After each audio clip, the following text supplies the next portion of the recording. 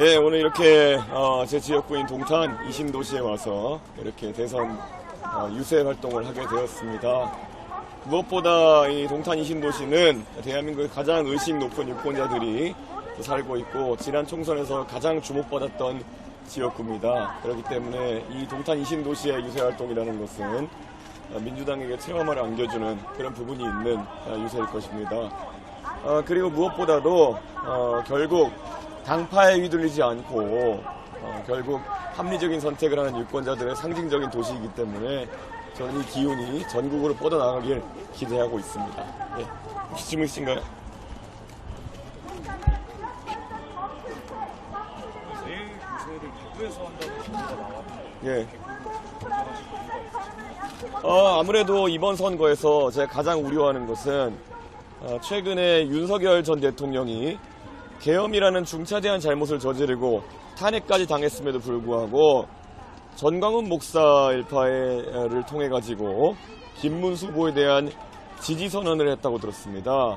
그런데 저는 대한민국의 정치가 이렇게 희화화될 수 있는 것인지에 대해서 심각한 문제의식을 갖고 있습니다. 윤석열 전 대통령은 정치 활동에 발을 딛기보다는 100번 반성하고 또 국민께 사죄하고 정치 일선을 손을 떼야 될 것이다 이렇게 생각합니다. 그런데 국민의힘에 있는 인사들은 김용태 비대위원장이 짤막한 멘트를 낸 것을 제외하고는 윤석열 전 대통령을 강하게 이렇게 배척하는 메시지를 내지 않고 있습니다. 저는 이것은 국민을 존중하지 않는 것이다 그런 생각을 하고 있습니다. 그래서 저는 대구 경북의 시민들에게 정확하게 말씀드리려고 합니다. 얼마나 이것이 정치를 퇴행시키는 일이며 만약에 이번 선거에서 어떤 결과가 나오든지 간에 국민의힘이 윤석열 전 대통령 중심으로 돌아갈 것 그리고 전광훈 목사의 주도로 돌아갈 것이라는 것을 암시하는 대목입니다. 합리적인 유권자께서는 절대 그런 일이 발생하지 않도록 이준석에게 많은 성원을 보내주시길 기원합니다. 네. 네. 단일화 질문 드릴 건데 네. 제가 좀 민망하긴 합니다. 네. 네.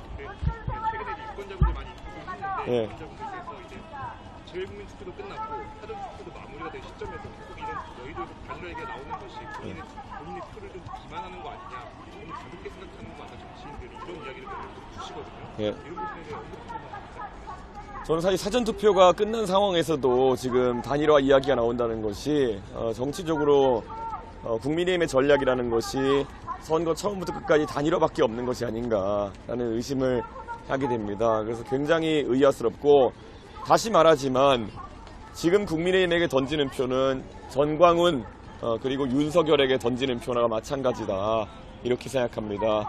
저는 굉장히 극단적인 세력이 보수 진영의 주류가 될 수 없다 이런 생각을 가지고 유권자들에게 말씀드립니다.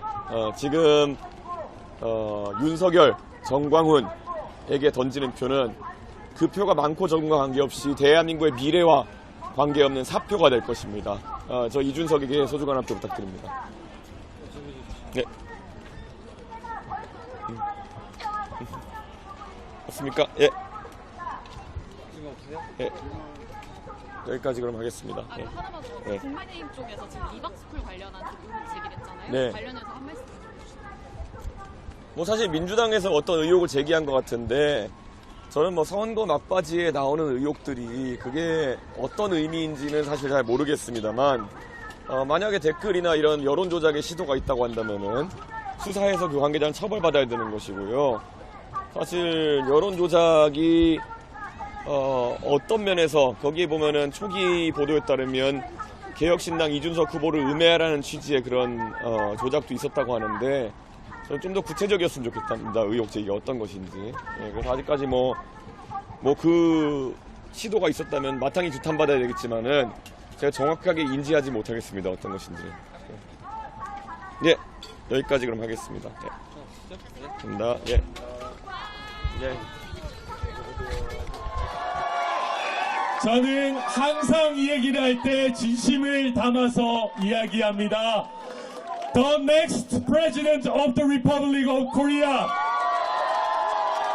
대한민국의 차기 대통령이 될 이준석 후보를 모시겠습니다.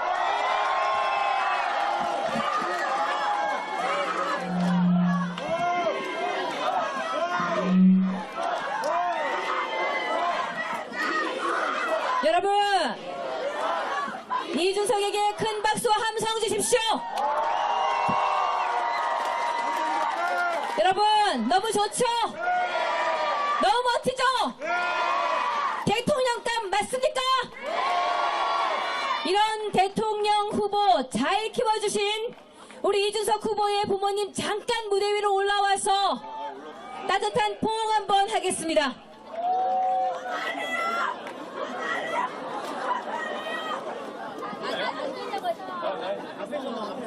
네. 자, 좋습니다.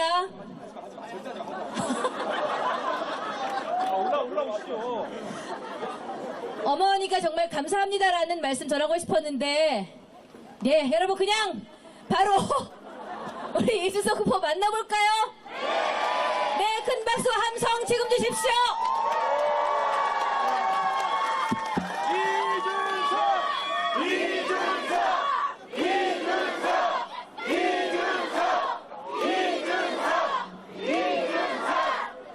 예, 사랑하고 존경하는 우리 동탄 이신도시의 대한민국에서 가장 유권자의식이 높고 무엇보다도 민주주의를 사랑하는 그런 시민들이라고 저는 동탄 이신도시의 국회의원으로서 생각합니다. 어떻게 생각하십니까? 정말 이 호수공원에서 마이크를 잡는다는 것은 항상 특별한 경험일 것입니다. 왜냐?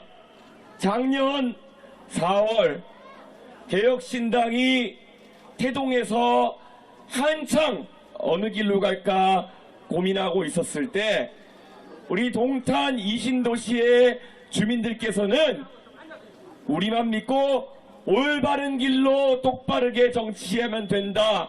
그러면 당과 관계없이 우리는 항상 그 길을 밀어줄 것이다 라는 것을 저에게 가르쳐 주셨습니다. 그래서 그날 이후로 저는 정치의 갈림길에 설 때마다 항상 우리 동탄 이신도시의 주민들이 가르쳐 준 것을 상기합니다. 그래서 저는 이번 대통령 선거에서도 좌고우면하지 않고 좌도우도 아니고 대한민국이 앞으로 가는 길로 지금까지 왔습니다.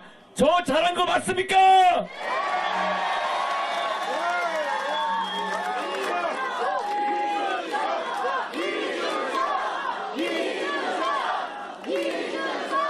제가 이번 선거 내내 다른 지역에 가서도 항상 이야기하는 것이 미래입니다. 우리 아이들의 미래를 이야기합니다. 아직 태어나지도 않았을 미래 세대의 이야기까지 걱정해서 이야기합니다. 그게 왜 그렇겠습니까? 대한민국에서 가장 젊고 아이들이 뛰어노는 동탄 이신도시의 국회의원으로서 저는 우리 아이들에게 좋은 것만 물려주고 싶다는 저만의 약속을 지키고 싶습니다. 여러분, 대한민국의 아이들을 위해서 고민하고 정책을 내는 유일한 후보 이준석이라고 자처합니다. 어떻습니까?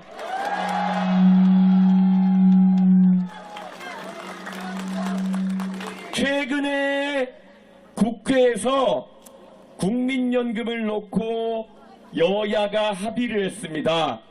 더 내고 더 받기에 합의했다고 이야기를 합니다. 언뜻 들으면 더 내고 더 받으면 좋은 것 아니냐 그렇게 생각할 수도 있지만 더 내는 것은 젊은 세대 아니면 지금 이 동탄의 호수공원에서 뛰어노는 아이들 이야기고 더 받는 것은 이미 연금수급을 개시하는 기성세대입니다.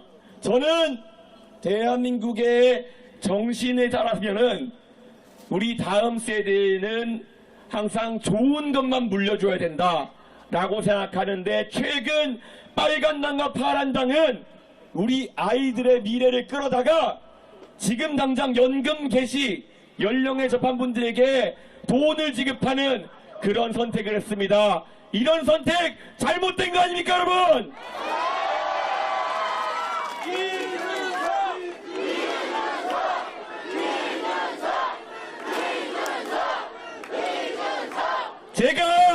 2년 전에 동탄에서 출마했을 때 유세차에 오를 때마다 했던 이야기가 있습니다.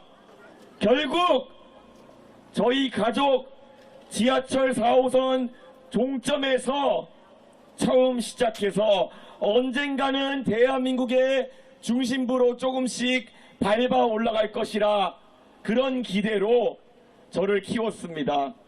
그 안에서 저희 아버지 어머니 남들보다 조금 덜 입고 덜 먹더라도 자식에게는 좋은 것만 물려주겠다는 생각, 조금이라도 더 나은 교육을 물려주겠다는 생각으로 저를 키웠습니다.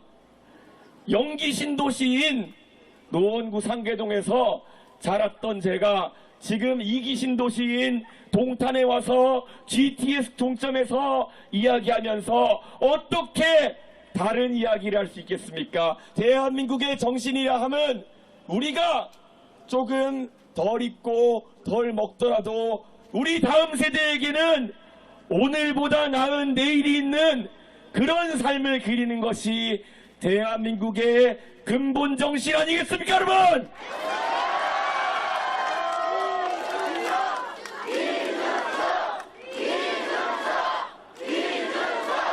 우리는 어릴 때부터 들어왔습니다. 아이들에게 우리는 항상 이렇게 얘기합니다.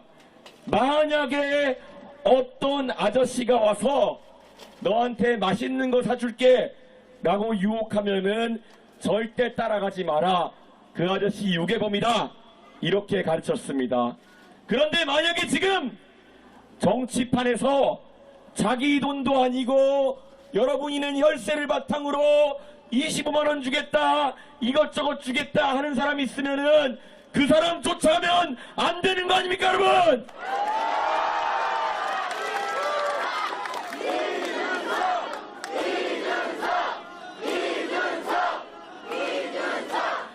제가 이번에 공약을 짜면서 사실 예전에 안 하던 이야기들을 많이 하기 시작했습니다.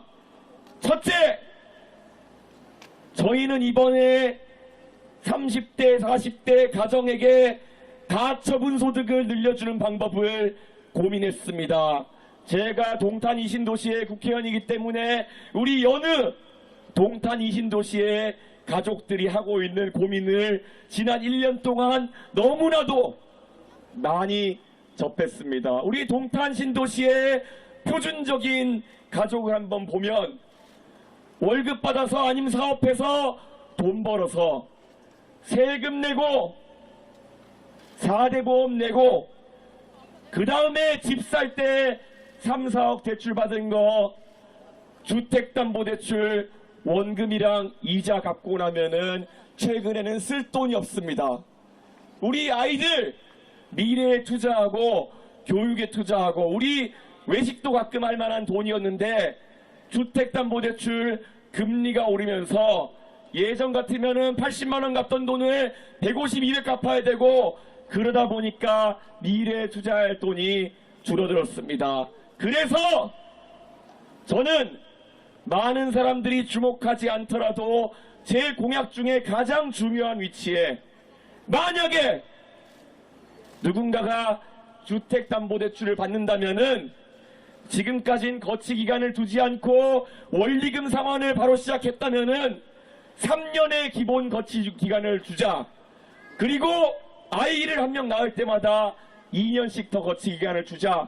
그래서 원금 상환을 유예하고 그 돈을 우리 가족을 위해 쓸 수 있도록 하자. 이 이야기는 바로 동탄 주민들이 저에게 했던 말이고 저는 대통령이 돼서 그걸 실현하려고 합니다, 여러분.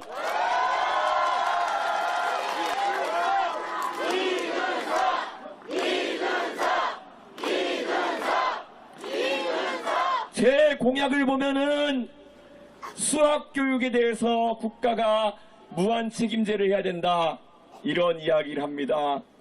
동탄 이신도시의 많은 아버지들 이공계 출신이지만 자식의 수학교육 앞에 있어서는 한숨 쉬는 경우 많습니다. 왜 그렇습니까? 대한민국의 공교육이라는 것이 한번 뒤처지고 나면 그것을 끌어올리기 위해서 많은 사교육이 투입돼야 되는 구조 아니겠습니까? 저는 그래서 제 공약에 집어넣었습니다. 앞으로 수학을 모르고 이공계 일자리를 배제하고는 우리 아이들이 양질의 일자리를 가지기 어렵다. 그렇기 때문에 다른 건 몰라도 수학 교육 하나는 국가가 책임지도록 하겠다. 지금 한 반에 20명 남학생당 선생님 한 명 있다면은 만약에 수학 실력이 조금 부족한 학생이 있는 동네에는 학생 5명당 선생님 한 명을 배치해서라도 이 문제 해결하겠다. 이렇게 해야 동탄 이신도시 학생들이 수학 걱정 없이 사교육비 걱정 없이 미래를 꿈꿀 수 있는 거 아닙니까 여러분?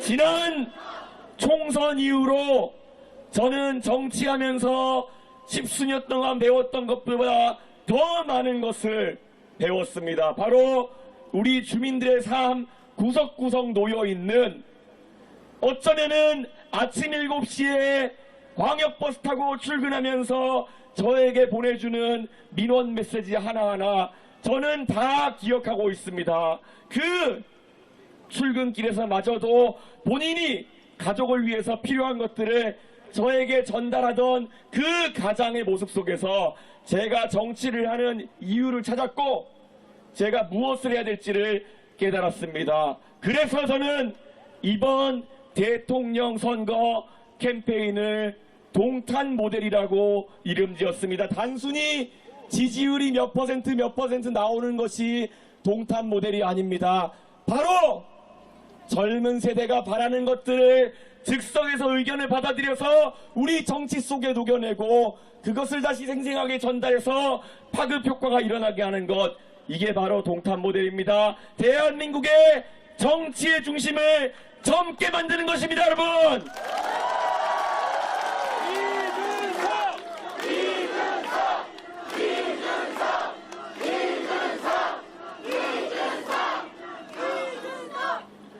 정말 이번 선거 중간 과정을 거치면서 저에게 정치공학적인 이야기를 하는 분들이 참 많았습니다. 너 단일화라도 해야 되는 것 아니냐? 너 어떻게든 뭘 해야 되는 거 아니냐?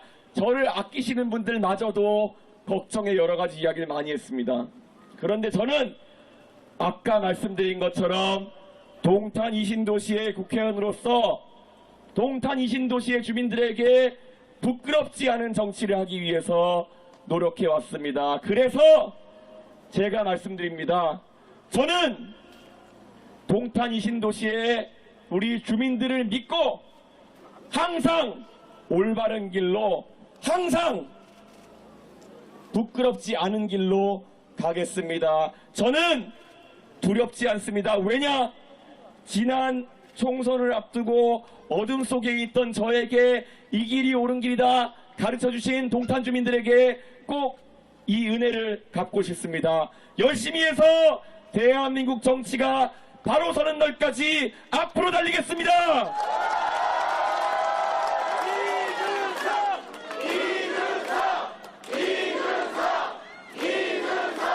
그런데 이 얘기는 하고 싶습니다. 제가 처음에 40대 기술론이라는 걸 이야기했을 때 사실 그것은 제 앞길에 있는 무수한 험난한 길을 예고하는 것이기도 했습니다. 40대 기술론을 선창했던 김영삼 대통령, 바로 입에서 젖비린내가 난다 구상유치라는 이야기를 들었습니다. 제가 40대 기술론을 이야기하자마자 저에게 비슷한 공격이 쏟아졌습니다. 우리 동탄 신도시에서는 40대 정도면은 그렇게 어린 나이도 아니고 젊은 나이도 아닌데 대한민국의 여의도라는 그 섬에서는 제 나이를 가지고 이야기하는 사람들이 참 많았습니다. 하지만 저는 이렇게 생각합니다. 정치를 함에 있어서 젊은 사람들이 더 유리한 지점이 있습니다. 자, 프랑스의 마크롱 대통령은 30대의 대통령이 되었습니다. 그래서 그는 당선되자마자 프랑스를 연금개혁과 노동개혁의 길로 이끌었습니다. 왜 그렇겠습니까? 그는 30년, 40년 뒤에도 프랑스 국민으로서 그 나라에 살면서 자기 자신의 선택에 대한 평가를 받아야 되는 사람입니다. 그래서 프랑스 국민들에게 사탕발림이나 거짓말을 하기가 어려웠을 것입니다. 저도 마찬가지입니다. 저는 제 조국 대한민국을 사랑합니다. 우리 모두 조국의 대한민국에 거짓말을 할 수는 없는 노릇 아니겠습니까? 저는 앞으로 정치하면서 우리 국민들에게 솔직하겠습니다, 여러분.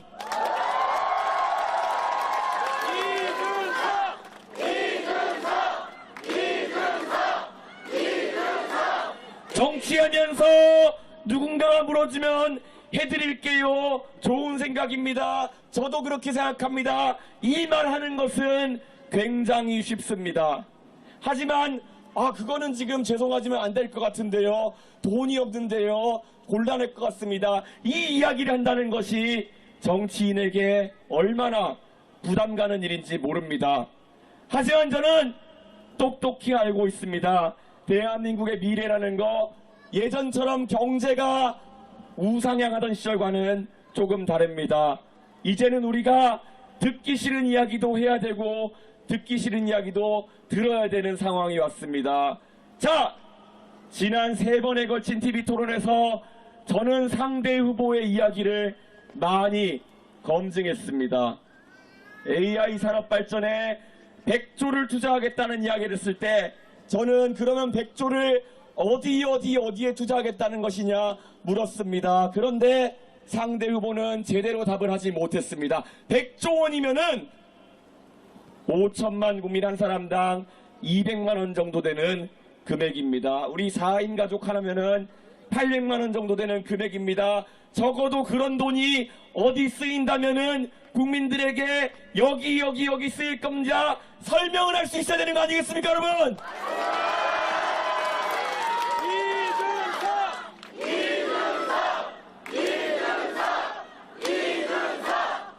건강보험료 이미 30조 정도 몇 년 있으면 적자가 낸다고 제가 얘기했습니다.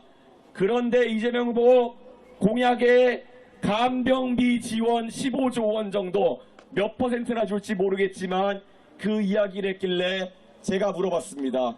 과연 건강보험 재정이 30조나 적자가 나는데 무슨 돈으로 간병비 지원을 하겠다는 거냐?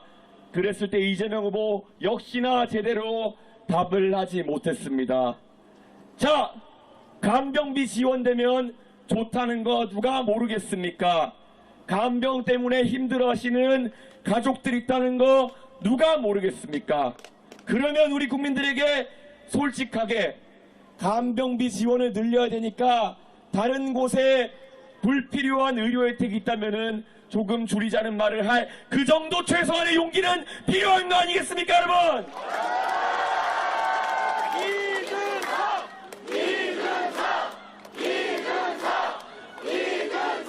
그 용기가 없는 사람이 집권하게 되면은 여러분에게 할 수 있는 말은 딱 한 가지밖에 없습니다. 돈이 부족합니다.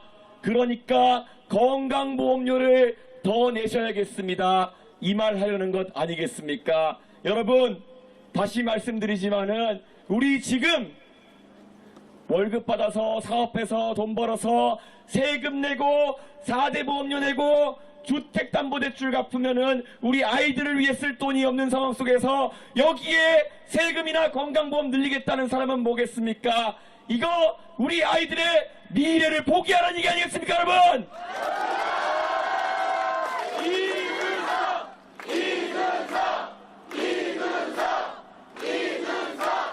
저는 그와 다릅니다. 저는 솔직하게 국민들에게 얘기합니다. 우리가 만약 간병비 혜택이 중요한지 다른 것보다 우선인지 가늠하자면은 모두 깔아놓고 이야기를 하자라고 얘기합니다. 예를 들어서 대한민국에 문재인 케어 이후에 MRI를 너무 많이 찍고 있다 그러면 그 혜택을 축소할 수 있는지 국민과 대화하겠습니다. 1년이 365일인데 366번 이상 병원 가는 사람이 수천 명이라면은 거기에 대해서 우리 다 같이 제한을 걸자는 이야기를 하겠습니다. 만약에 과학적으로 치료 효과가 입증되지 않은 행위를 우리가 건강보험료를 지급하고 있다면 그에 대한 혜택을 삭감하자고 이야기하겠습니다. 이게 바로 저 이준석이 욕먹더라도 바른 길을 대한민국이 이끄는 그런 방법입니다, 여러분.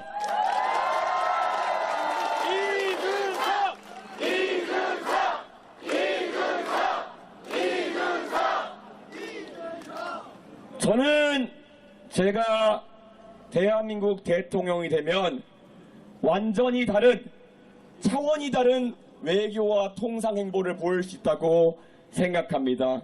지금 우리나라 대통령들 정상 외교 가시면은 참 안타까운 모습들이 찍히곤 합니다. 가서 멀뚱멀뚱 서 있다가 꼬다는 보리자루처럼 서 있다가 졸다가 사진 찍히기도 하고 아니면 정작 정상들과의 대화는 제대로 못하고 무대에서 내려와서 바이든 날리면 욕설이 나다가 찍혀가지고 망신사고 그게 왜 그렇겠습니까? 그분들이 국내에서 정적을 탄압하고 권력기관 동원해서 정치하던 것과 다르게 국제사회는 아주 냉정하기 때문입니다. 외국 정상을 만났을 때 그들에게 논리적이고 합리적으로 이야기할 수 있는 사람이 필요한데 지난 TV 토론에서 보셨을 것입니다. 과연 누가 트럼프 대통령을 만나서 대한민국의 국익을 정확히 설명하고 올바른 길로 한미동맹이 가자 얘기할 수 있겠습니까? 바로 저 이준석 아니겠습니까?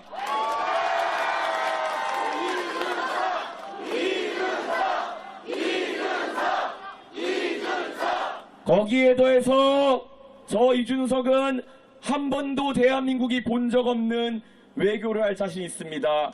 제가 미국에 가서 정상회담뿐만 아니라 미국의 시사방송 같은 곳에 직접 나가서 영어로 대한민국 국민들의 생각과 대한민국의 이야기를 미국 사람들에게 하는 모습 상상해 보셨습니까? CNN에서, 팍스뉴스에서, CNBC에서 제가 직접 나가서 미국 국민들에게 대한민국의 이야기를 하겠습니다, 여러분!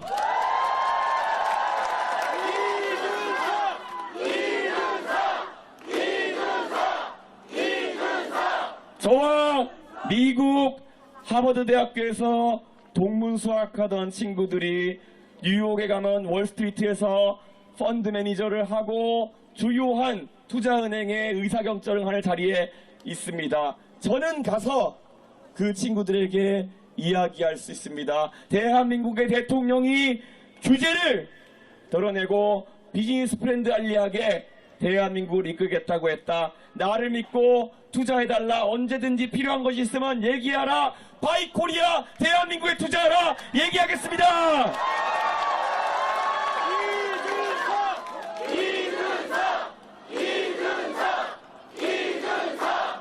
제 친구들 중에 제가 컴퓨터를 미국에서 배울 때 동문 수학하던 친구들이 캘리포니아의 샌프란시스코에 가서 실리콘밸리에서 주요한 기업들의 주요한 직위에 올라 있습니다. 그들을 만나서도 자연스럽게 이야기할 수 있습니다. 테크 기업에 대한 이해를 가지고 있는 첫 번째 대통령이 될 것입니다. 가서 실리콘밸리의 기술 기업들에서 대한민국의 규제를 혁파하겠다는 이야기를 하고 자신있게 대한민국에서 당신들의 서비스를 펼쳐보아라. 영어로 또렷하게 얘기할 수 있는 대통령 바로 기호 3번 이준석입니다.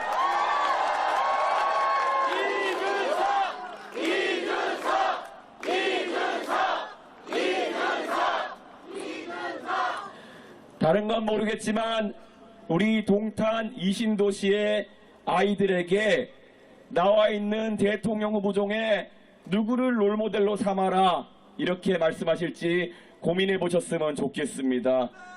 이준석입니까? 아니면은 모든 수단을 목적이 정당화하는 그런 삶을 살아온 이재명 후보겠습니까? 저는 이재명 후보같이 살라고 해도 못 살 것 같습니다. 그렇지 않습니까, 여러분?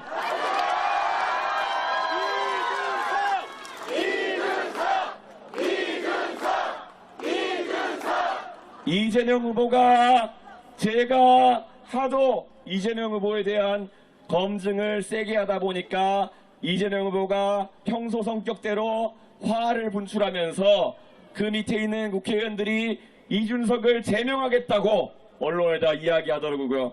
자, 그런데 이분은 민주주의에 대한 기본적인 이해가 없는 분이 아닐까 생각합니다. 동탄 이 신도시의 국민들께서 저를 헌법기관인 국회의원으로 만들어주셨는데 감히 이재명 후보가 어떻게 저를 제명한다는 얘기를 할 수 있습니까?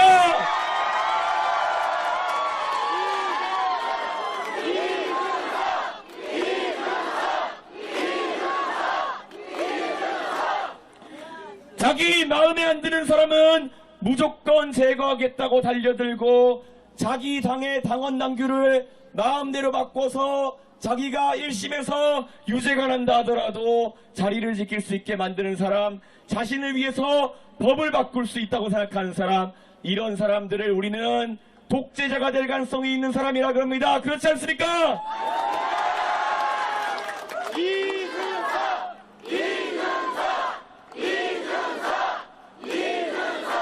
우리 아이들이 이걸 보면서 뭐라고 하겠습니까? 엄마, 법은 꼭 지켜야 되는 게 아닌가 봐. 힘이 있으면 법을 바꾸면 되는 거 아니야? 이게 우리 아이들한테 가르치면 안 되는 거 아니겠습니까, 여러분?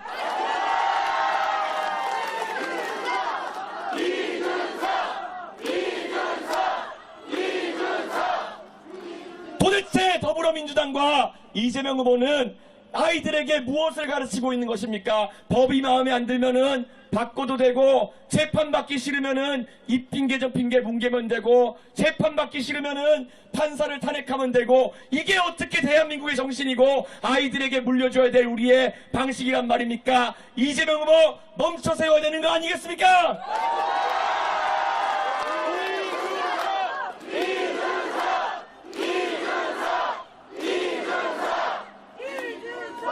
지금까지 선거 과정 동안 이런 이재명 후보의 폭주를 꾸준히 지적해오고 거기에 대해서 경고해온 사람은 저 이준석입니다. 저는 도대체 기호 2번 국민의힘 지금까지 무엇을 하고 있는지도 잘 모르겠습니다. 어제 그제 뉴스를 보니까 윤석열 대통령이 전광훈 목사를 통해서 기호 2번 김문수 후보에 대한 지지를 표명했다고 합니다. 솔직히 부끄러운 일 아닙니까? 탄핵을 당한 대통령이 거기서 기호 2번 후보를 지지한다. 그런데 기호 2번 후보는 거기에 대해서 반대 의사를 강하게 표현하지 못한다. 이거 계엄을 저질렀던 윤석열 대통령과 김문수 후보가 한통속이라는 얘기 아니겠습니까, 여러분?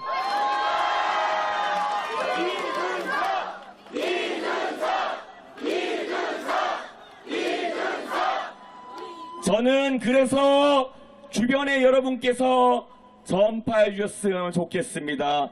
지금 기호 2번 김문수 후보가 윤석열 대통령의 지지를 뿌리치지 않는다고 한다면 김문수 후보에게 투표하는 표는 바로 윤석열 대통령에게 투표하는 표다. 그리고 계엄에 투표하는 표다. 그래서 그 표는 사표다, 이렇게 말씀드립니다.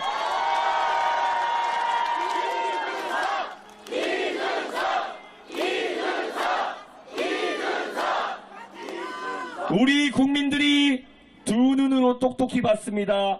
그날 12월 3일의 계엄이 얼마나 멍청하고 무지막지했는지 확인했습니다. 이미 헌법재판소에서는 재판관 전원의 의견 일치로 대통령 윤석열을 파면했습니다.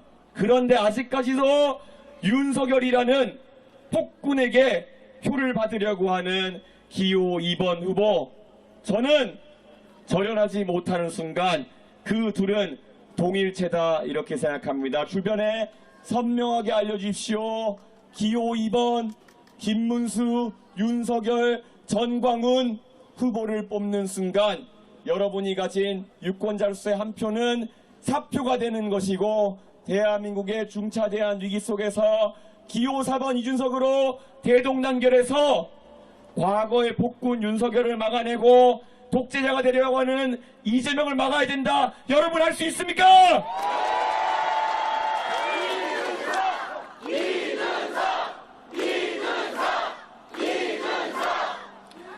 제가 시작할 때 40대 기술원을 이야기했는데 아마 그때 40대셨던 김영삼 대통령도 그 뒤로 20년간 많은 고생을 하셨습니다. 하나의 산을 넘고 나니 더 높은 산이 나타난다. 박정희 대통령을 넘고 나니 전두환 신군부가 나타난다. 이런 것을 겪으실 때마다 김영삼 대통령, 김대중 대통령 얼마나 마음이 아프셨겠습니까? 왜 나의 인생 나이도는 계속 어려워지는 것인가? 요즘 제가 그 생각입니다.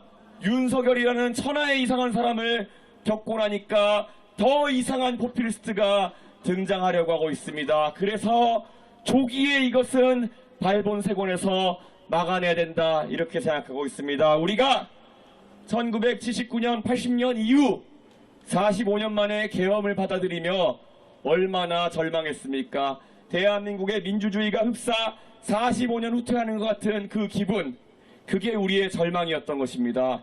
그런데 이재명 후보가 이야기하는 빚내서 펑펑 쓰자라는 이야기, 우리 1990년대 중반에 국민소득 10,000불을 넘었다고 하며 다 들어본 이야기입니다. 이제 일본도 무시해도 된다. 이제 우리가 선진국이 될 것이다. 이런 얘기를 들으면서 펑펑 쓰다가 결국에는 외채를 갚지 못하고 국가 부도 상태가 발생하고 환율은 치솟고 구조조정 속에서 우리 가정들은 일자리를 잃었던 것입니다.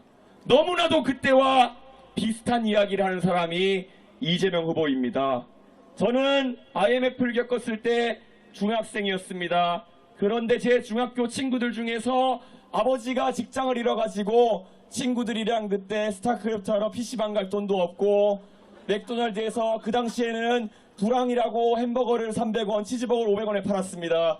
그거 먹을 돈이 없어가지고 제가 돈 빌려주고 했던 기억이 납니다. 그런데 그 경험 얼마나 우리 모두의 가슴에 상처를 안겼습니까? 단란하던 가정이 IMF 한 방에 무너지기도 했습니다. 그런데 왜 우리가 계엄 세력이 간 자리에 환란을 일으킬 세력을 들여야 되는 것입니까? 빚내서 펑펑 쓰자는 이야기를 하는 사람이 있다면은 우리가 투표로 막아내야 되는 것입니다. 왜냐? 저는 우리 동탄의 아이들에게 제가 중학교 때 겪었던 그 경험을 결코 물려주고 싶지 않습니다. 저에게 동의하십니까, 여러분?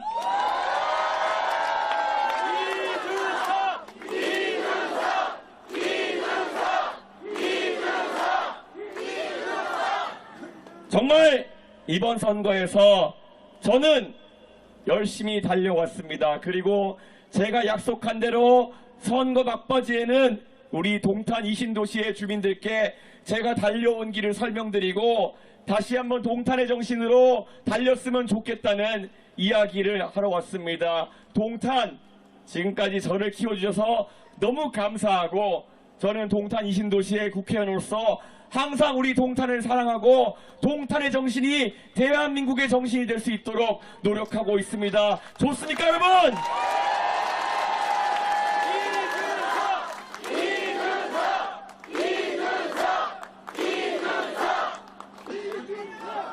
정말 지금 상황에서 제가 부탁드리고 싶은 것은 여러분께서 소신에 따라서 여러분의 가장 강력한 무기인 한 표를 저에게 행사해 주십시오.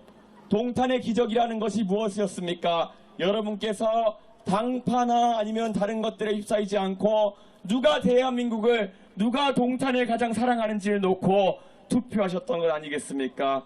지금 상황에서 저는 대한민국의 미래를 꾸준히 이야기하면서 동탄의 아이들을 위한 정치를 하겠다 외쳐온 저 이준석에게 소중한 한 표를 주실 때 대한민국이 우리를 주목할 것이다 이렇게 생각합니다. 저는 단언코 말씀드립니다. 앞으로도 동탄 주민들께 부끄럽지 않은 정치를 할 것입니다. 제가 30-40년 뒤에 돌아봐도 부끄럽지 않은 선택을 할 것입니다. 그래서 부탁드립니다. 저와 항상 함께 해주시겠습니까?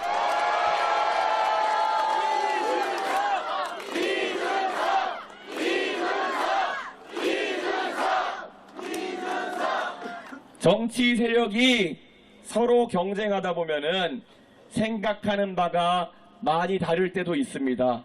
저는 지난 총선 때 동탄에 과학고등학교를 유치하겠다고 이야기했었습니다. 그래서 실질적으로 임태희 교육감이나 경기도의 여러 핵심 관계자들과 동탄 과학고 유치를 위해서 노력을 했었습니다. 그런데 참 정치라는 것이 비정하더라고요. 화성시 의회에서는 과학고가 필요하지 않다는 의원들이 꽤 있었고, 경기도 도의원 중에서도 화성시에 과학고가 필요한 것에 대해서 의문을 갖는 분들이 있었습니다. 그래서 교육청에서 저한테 이야기하더라고요. 도대체 화성에는 왜 지방의원들이 과학고를 유치하는 것을 반대하는 움직임이 있느냐? 제가 그렇게 말씀드렸습니다. 그럴 리가요. 그분들도 동탄 아이들의 미래를 고민한다면은 그런 일을 하진 않을 텐데요. 그런데 찾아봤더니만은 그것이 사실이었습니다. 사람들이 살아온 환경에 따라서 철학이 다를 수 있습니다. 그래서 다른 생각을 가질 수 있습니다. 우리 기억나십니까? 6, 7년 전에 조국 사태가 발생했을 때 그때 조국 전 장관의 어록이 발견되었습니다. 가재, 붕어, 개구리로 살아도 잘 살 수 있는 세상을 만들겠다는 것이 저랑 반대 진영에 있는 사람들의 생각이라면은 그러면 과학고 반대할 만하죠. 그런데 이렇게 묻고 싶습니다. 대한민국의 정신이 언제부터 우리 아이를 가재, 붕어, 개구리에 만족하면서 키우는 그런 정신이었습니까? 저는 그렇게 배우지 않았습니다.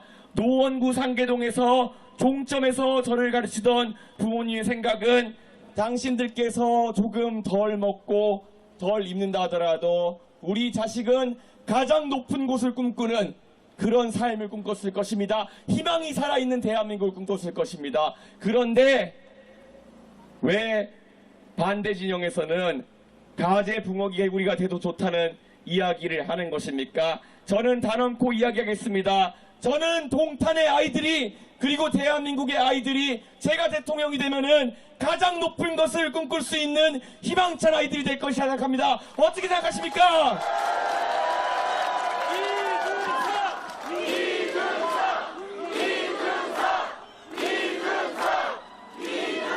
다시 한번 저는 제 조국 대한민국을 사랑합니다. 우리의 조국 대한민국은 우리에게 많은 기회를 줬습니다.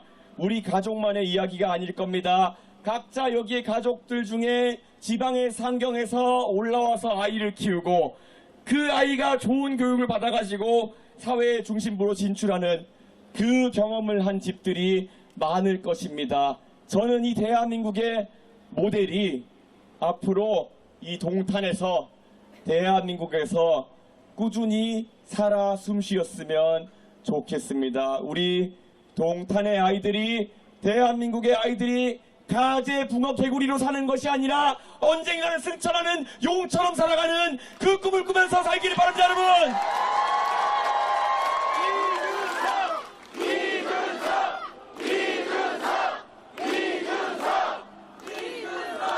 정말 감사합니다. 그리고 사랑합니다. 대한민국을 바꿀 시간 앞으로 이틀 남았습니다. 48시간이 채 남지 않았습니다. 여러분, 오늘도 여러분 주변에 전화 10통화씩만 돌려주십시오. 대한민국을 바꾸고 우리 아이들에게 꿈을 살려주는 정치 우리 손으로 완성시킬 수 있습니다. 감사합니다. 열심히 하겠습니다. 동탄 이신도시 국회의원 이준석 여러분께 항상 사랑하고 보답하겠습니다.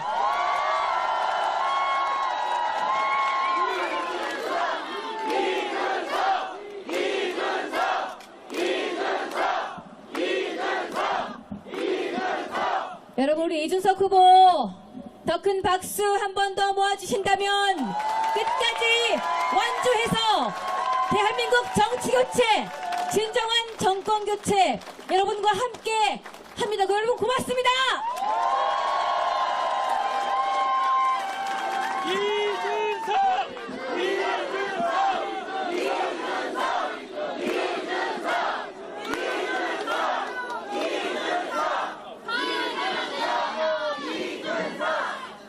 아, 이렇게 사랑을 많이 주시니까 이준석 후보가 또 힘을 얻네요.